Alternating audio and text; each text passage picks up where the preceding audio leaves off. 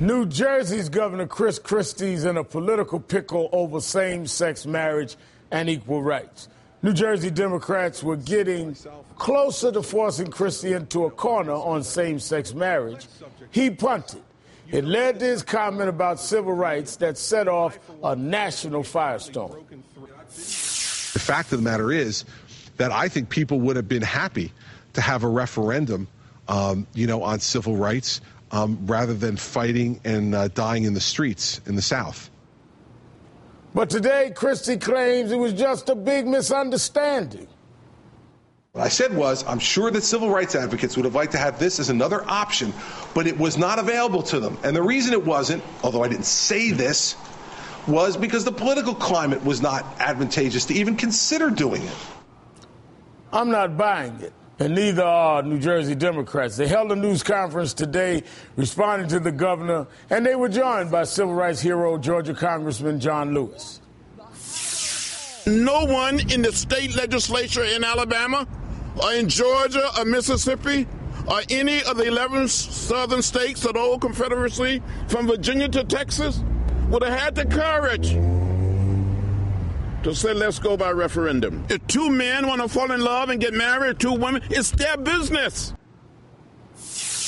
Christie's Hail Mary on same-sex marriage is all politics. He wants a referendum on civil rights rather than a vote in the state legislature where it was likely to pass.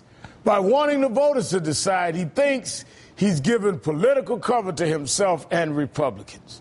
Joining me now is the Speaker of the New Jersey Assembly, Sheila Oliver. She took part in that press conference today in New Jersey. Welcome, Speaker Oliver. My pleasure, Reverend Sharpton. And you spoke with Governor Christie today. Did he backtrack on his civil rights comments? Did he apologize? He did not offer an apology, but he set out to describe that he believes it's a mischaracterization of what he implied.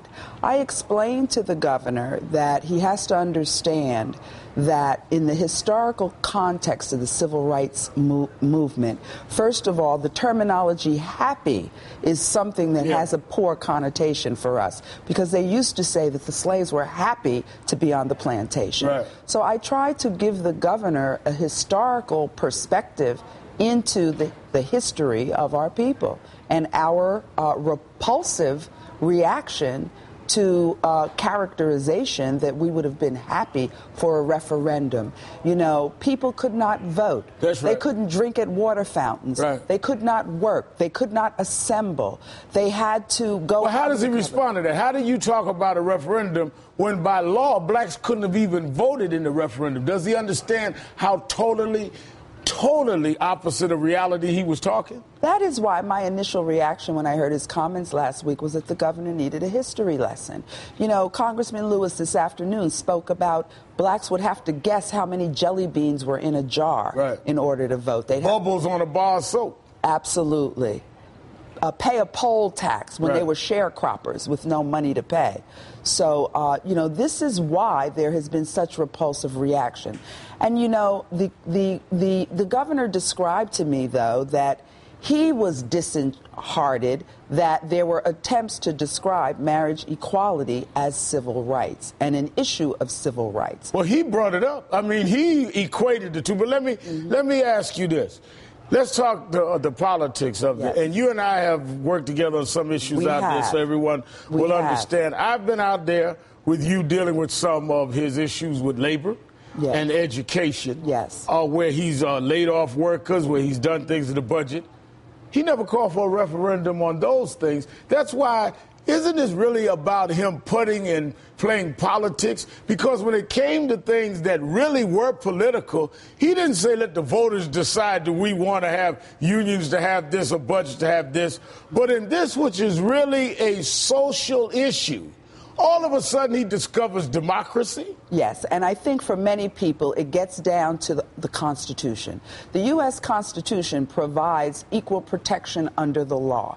The U.S. Constitution imbues everyone with inalienable rights, and it doesn't say in order to have your rights, you have to have a referendum. Right. Constitution guarantees you your rights. Well, we fought that battle 45 years ago, 50 years ago. I think I read Lonnie Guinier talking about the tyranny of the majority, and especially when you're talking about in areas like this. If you look at number 2, the 1959 Gallup poll, 53% of people thought that school desegregation was more trouble than it was worth. I mean, and on and on and on.